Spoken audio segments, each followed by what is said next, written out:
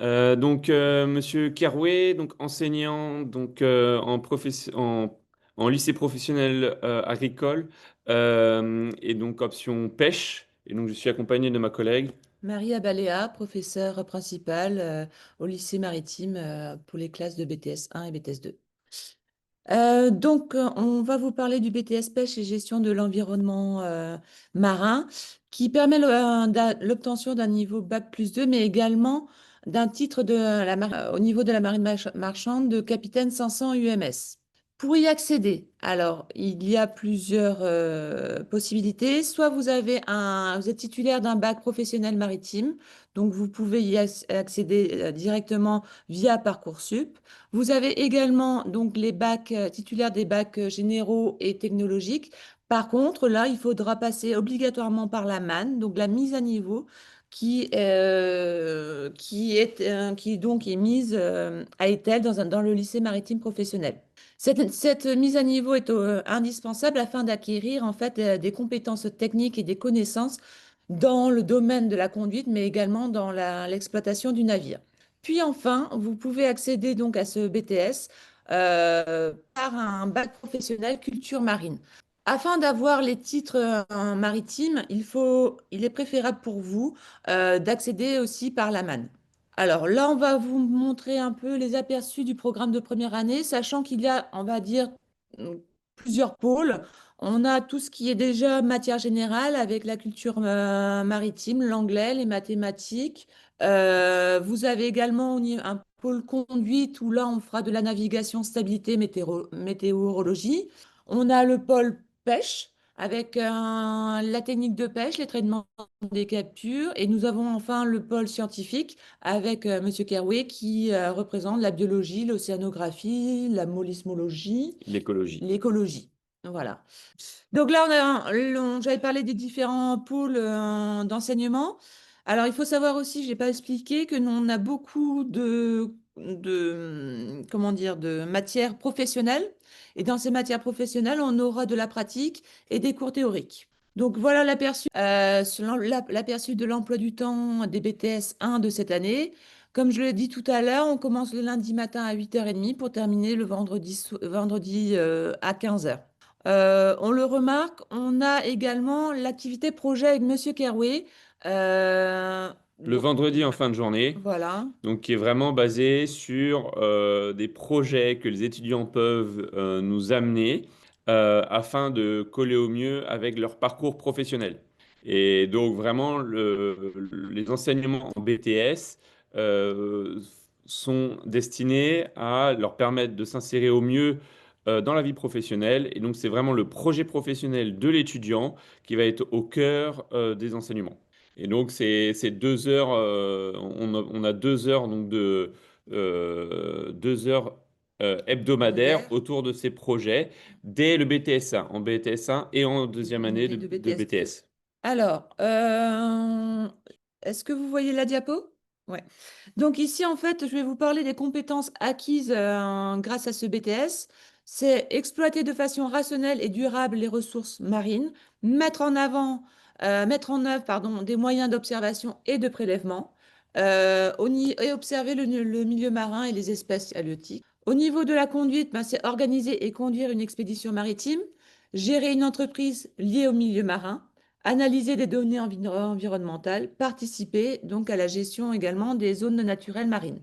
Donc, toutes ces compétences acquises au cours du BTS vous permettent soit de poursuivre vos études, soit d'intégrer tout de suite le milieu professionnel. Alors, il y a plusieurs options qui s'offrent à nos étudiants après le BTS.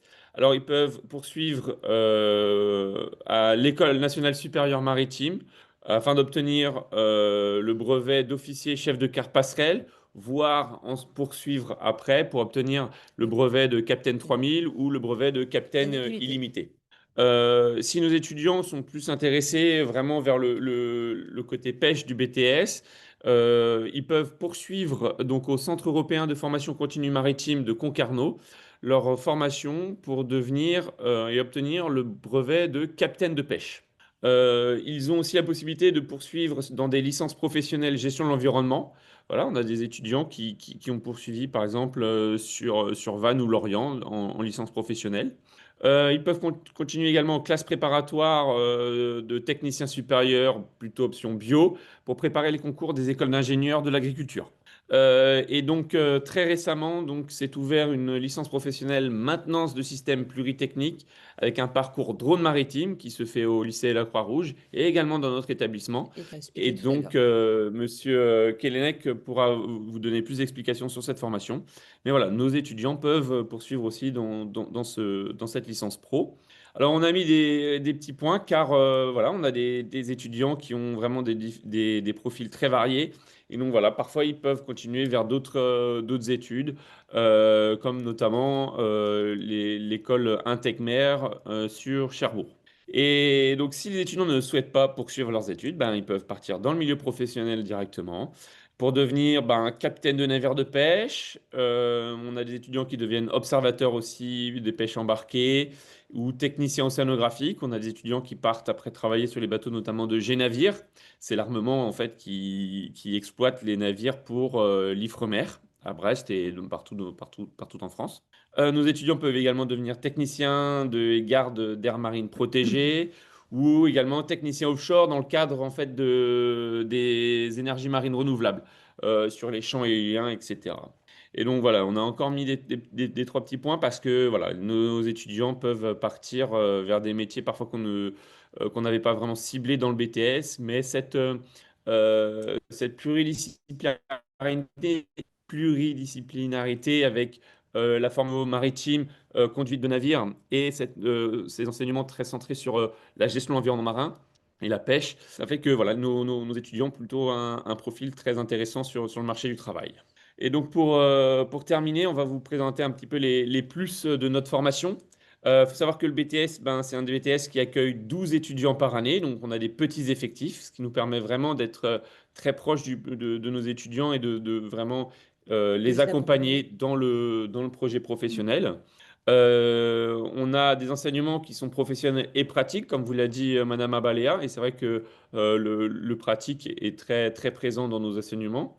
À savoir également que pendant le BTS, nos étudiants vont faire 8 semaines de stage en tout début de BTS 2. Et donc l'année de BTS 1 permet vraiment de cibler l'entreprise dans laquelle les étudiants souhaitent réaliser leur stage. On est en permanence en collaboration avec le monde professionnel. Quasiment, allez, toutes les semaines, on a des interventions, on va sur le terrain rencontrer les professionnels pour vraiment les intégrer dans notre formation et être et coller au plus proche du terrain. Un gros plus aussi de la formation, c'est qu'on a de nombreux projets, notamment des projets de suivi environnementaux, des projets de collaboration, comme notamment là le projet Sabre, qui nous permet d'étudier en fait l'évolution de la sardine. Et donc on travaille avec le Parc naturel marin d'Iroise, on travaille avec l'Institut universitaire européen de la mer, on travaille en collaboration donc, avec le comité départemental des pêches maritimes et des élevages marins. Donc vraiment, on est en lien avec tous les acteurs du monde maritime du Finistère. Nos étudiants vous diront, mais voilà, on a de nombreux projets qui tournent aussi autour de ces jours pédagogiques.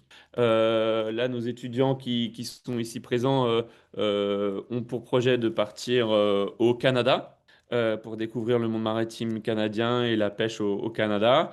Nous, nos étudiants qui ont quitté le lycée l'année dernière, ben, plutôt même cette année, là, à l'été, eux, ils sont partis à Kyoto en fin d'études faire un séjour pédagogique au Japon. Et donc, ils ont fait Kyoto et les alentours de Kyoto, puis Osaka. Donc, on a vraiment des projets qui sont extrêmement intéressants. Et un autre plus, vraiment, c'est que nos enseignants, Madame Abalia et moi-même, hein, on est issus du milieu professionnel. Moi, j'ai un doctorat en sciences marines. Madame Abalia a obtenu les brevets les plus élevés dans la marine marchande. Donc, on est vraiment des professionnels et les autres enseignants également sont issus du milieu maritime. Il y a un petit plus aussi. Tout à l'heure, je vous ai parlé du Capitaine 500 qui était délivré, le titre délivré après l'obtention du BTS. Ce titre de marine marchande, en fait, il est reconnu au niveau international. Donc, c'est vraiment un plus. Donc, on peut aller travailler à l'étranger sans avoir à des formations supplémentaires à faire. Et donc, ben, pour terminer, donc on vous a mis un petit flash code, un petit QR code pour aller donc sur le site internet du lycée. Si vous voulez avoir plus d'informations sur nos formations, le lycée, et même peut-être le Guilvinec et de la région du Pays Bigoudin Sud. On est vraiment dans le sud du Finistère, là, pour le coup. Le 18 décembre, on organise la fête de la science marine. Et donc, on fait venir dans nos murs les scientifiques qui travaillent sur le lien entre la science fondamentale et la pêche. Donc, on a des chercheurs qui vont venir de l'IUM, du Muséum d'histoire naturelle de Concarneau, de l'Ifremer, du Parc naturel marin d'Iroise, et qui vont vous expliquer un peu toute leur recherche en faisant un effort sur la communication et en essayant de vulgariser au maximum leurs travaux. Et si vous êtes intéressé, ben, venez nous rencontrer, que ce soit au Fêtes de la Science Marine ou plus spécifiquement aux Portes Ouvertes qui auront lieu le 6 et 7 mars 2026. Pour rencontrer l'équipe pédagogique, mais également voir les locaux avec les simulateurs navigation, les salles de ramandage, etc. Tous nos Tout équipements qui nous permettent voilà, d'avoir une formation à la complète. pointe et complète en termes de monde marin, de navigation et de sciences marines. Voilà. Merci beaucoup. Bien. Merci à vous pour cette présentation très complète. Et je vais maintenant donner la parole à Monsieur Kélénec pour la présentation de la licence professionnelle maintenance de drones maritimes, qui est une des voies possibles après le BTS. Bonjour à tous. Ouais, je vais vous parler de la licence professionnelle qui s'inscrit dans la continuité d'un bac plus 2, c'est-à-dire avec les 120 ECTS. Donc, c'est une licence qui vient de s'ouvrir cette année, une licence professionnelle maintenance des drones maritimes, donc qui s'est ouverte sur le lycée du Guilvinec, on en parlait tout à l'heure, et puis sur le lycée Lacroix. Les licences professionnelles, celles-ci en alternance sur la maintenance des drones maritimes.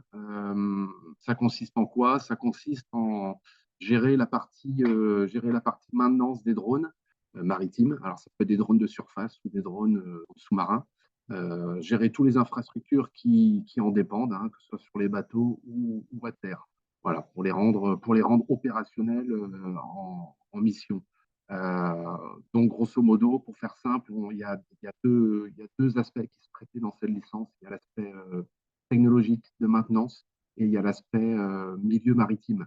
D'où la synergie, on va dire, entre les deux lycées, avec des spécificités maintenance plutôt sur la Croix-Rouge et des spécificités milieu maritime, donc sur le Guilvinec. À qui va s'adresser cette licence? Elle va être destinée dans un premier temps aux les BTS industriels. On ne va pas tous les énumérer, mais ça peut être maintenance de CRS, ainsi de suite. Mais également les BTS maritimes, AZEN, et voilà. Ça peut s'adresser aussi à des étudiants qui sont engagés dans un cursus BUT et qui, au bout des 2 années, voudraient plutôt poursuivre en licence. Ça s'adresse aussi à des étudiants qui sont à l'université dans un C3 et qui voudraient intégrer un centre professionnel. Là, forcément, on est déjà dans une troisième année post-bac. Les cursus qui vont être plutôt privilégiés, ça va être des bacs STI2D, des bacs pro du secteur industriel ou maritime, et des bacs généraux, plutôt avec des spécialités alors, les matières qui sont dispensées dans cette ligne, globalement, vous avez la technologie générale des robots téléopérés, on parle des drones, la conduite de projet, il faut être capable, cette capacité de gérer le déploiement d'unités drones en mission. Et puis, vous avez un gros morceau qui est lié à la maintenance, avec tous ces aspects, à la maintenance mécanique, hydraulique, informatique, électrique. Voilà. Et un aspect aussi lié à la navigation, la cartographie, la météorologie, voilà, pour le milieu maritime évidemment. Et puis des notions liées à physico-chimie du milieu marin, parce que le milieu marin, quand même, d'un point de vue tout ce qui est corrosion, flottabilité, voilà, je ne vais pas rentrer dans les détails, mais dans l'idée, c'est ça. Un emploi du temps type en licence professionnelle. Alors, il faut bien comprendre qu'en licence professionnelle, donc, vous avez des modules d'enseignement, on vient de le revu là précédemment, Mais vous avez aussi des heures dans l'emploi du temps qui seront consacrées au projet, puisque durant cette année-là, les étudiants auront ce qu'on appelle un projet tutoré à mener, hein, en entreprise. Voilà. Et donc, des heures dans leur emploi du temps vont être consacrées à la recherche, à la mise en œuvre de ce projet, à la rédaction des mémoires et des rapports de stage. En fait, sur l'année complète, les étudiants sont présents en école, on va dire, 15 semaines dans l'année. Le reste de l'année, ils sont en entreprise. Donc voilà, donc on retrouve dans un emploi du temps classique de 35 heures de présence par semaine, comme leur contrat de travail. Je poursuis. Voilà. Alors, qu'est-ce que sa licence débouche vers quoi? Ben, vous avez donc 60 ETS supplémentaires. Donc, l'objectif, c'est que vous soyez capable d'organiser et de superviser donc, des activités de maintenance liées au drone maritime, de faire évoluer les plans de maintenance dans un but d'amélioration continue également, euh, de manager, de piloter une équipe, mettre en œuvre tous les appareillages, d'avoir des compétences dans le milieu maritime. Particularité de cette formation aussi, c'est que les étudiants vont passer une certification qui va les habiliter à être embarqués sur des navires qui vont être déployés quelque part sur les océans. Et une maîtrise aussi forcément du pilotage d'un drone téléopéré. Ça passe par des TP en l'occurrence, en ce moment, c'est en piscine, hein, donc être capable de manipuler un drone, quelque chose d'inné, donc ça demande un petit peu de pratique. Voilà. Les activités professionnelles, c'est maintenir en état un drone, que l'exploitation scientifique, technique ou derrière soit disponible, améliorer un système, intégrer des nouveaux biens, c'est-à-dire intégrer des nouveaux drones, piloter un robot, encadrer des équipes. Les poursuites d'études, pardon. Alors, les poursuites d'études, elles sont assez. Alors, globalement, les statistiques nous disent que 40% des étudiants en licence professionnelle poursuivent après leurs études. Les poursuites d'études type, ça peut être effectivement des masters ou des écoles d'ingénieurs dans divers après, ça peut être en management, en maintenance, en système embarqué. Voilà. Et les métiers sur lesquels peuvent déboucher cette formation, ça sera celui de technicien expert en maintenance, responsable de maintenance, donc en charge d'une équipe, chargé de maintenance spécifique sur un drone maritime ou pilote de robot téléopéré. Alors, les plus de cette formation, c'est l'encadrement par des professeurs, par des formateurs et par des intervenants extérieurs, des professionnels du drone ou dans des modules particuliers comme la physico-chimie, des choses comme ça. Et comme je le disais tout à l'heure, à l'issue de cette formation, les étudiants devront être titulaires d'un certificat de formation de base à la sécurité qui leur permet d'embarquer sur un navire avec les compétences nécessaires pour justement embarquer. Voilà. Je suis arrivé au bout. Je pense avoir fait le tour de tout ce qui pouvait être. Oui, on vous remercie. Alors, ce que je vous propose maintenant, c'est de laisser la parole à ma collègue, Madame Bergeon, qui va vous poser les questions à l'ensemble des intervenants et des étudiants. Oui, bonjour. Une première question. Quels sont les critères d'admission dans le BTS? Rebonjour. Donc, les conditions, c'est déjà d'être titulaire d'un des 3 bacs sur lesquels j'ai fait ma présentation. Donc, inscription obligatoire sur Parcoursup. Après, on fait une sélection et les plus dans la lettre de motivation et c'est vraiment dans la lettre de motivation, c'est vraiment la motivation. Bon. Et puis, on voit la curiosité également, l'envie de réussir, etc. Très bien.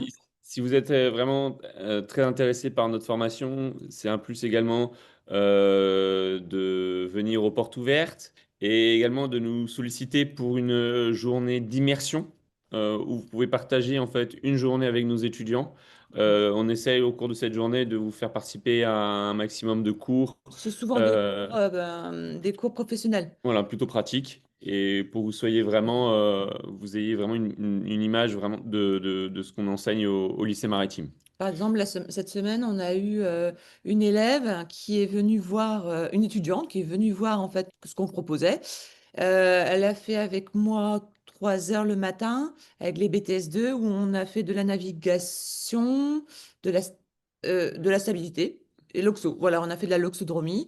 Et Monsieur Keroué l'après-midi. Ouais, voilà. Et avec moi, on a fait un suivi pollution sur une plage du Guivinec. Récupération de Et déchets. voilà, récupération, tri et ensuite classification de nos déchets dans une base de données européenne.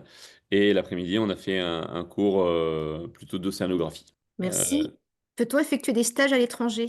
Oui, tout à fait. On peut faire des stages à l'étranger. Nos formations sécurité, etc., sont reconnues à l'international. Et donc, à partir du moment où l'étudiant a plus de 18 ans, c'est tout à fait possible d'aller à l'étranger. On a des étudiants qui sont déjà partis, donc en Espagne notamment ou aux Canaries, faire des stages. En Irlande, En Irlande, Italie aussi. Italie, voilà. Peut-on ensuite partir en océanographie, hydrographie ou en prospection? Alors, on a des compétences de ces métiers qui sont enseignés dans notre BTS. Maintenant, c'est vrai que sur ces métiers, on a des formations très spécifiques qui sont plutôt sur Brest au niveau, alors soit du CHOM, soit de l'ENSTA Bretagne notamment. Ou alors, on peut poursuivre à l'école qui s'appelle Intecmer Inter, à Cherbourg. Cherbourg et qui permet vraiment de s'orienter vers ces métiers. Et on peut le faire après le BTS. Alors, on peut le faire en post-bac, mais aussi en post-BTS. Il y a une autre question, donc je repasse la parole à ma collègue. Oui, la question est de savoir si il est proposé des accompagnements pour les étudiants qui seraient en situation de handicap. Avant toute intégration dans le BTS ou dans le milieu maritime, il y a une visite médicale qui doit être effectuée auprès du service des gens de mer. Et nous avons des personnes qui sont dyslexiques, voilà, où on a un PAP, un accompagnement personnalisé qui est mis en place jusqu'à l'examen. Merci. Donc, si jamais la personne avait des questions supplémentaires, elle pourrait se rapprocher de votre établissement. Tout à fait, et même au niveau donc du service des gens de mer, vous en avez à Brest, au Guilvinec, afin de voir si ça lui permet de rentrer dans la marine marchande. Très bien, merci. Il n'y a plus de questions. D'accord, donc je vais conclure cette séance. J'espère que cette visioconférence aura permis aux lycéens présents d'avoir une vision plus nette et plus précise des métiers liés au maritime, à l'environnement marin, à la pêche et à la maintenance drone. Il me reste à vous souhaiter une bonne continuation dans votre projet d'orientation et à vous remercier. Je vous souhaite une bonne fin de journée. Au revoir.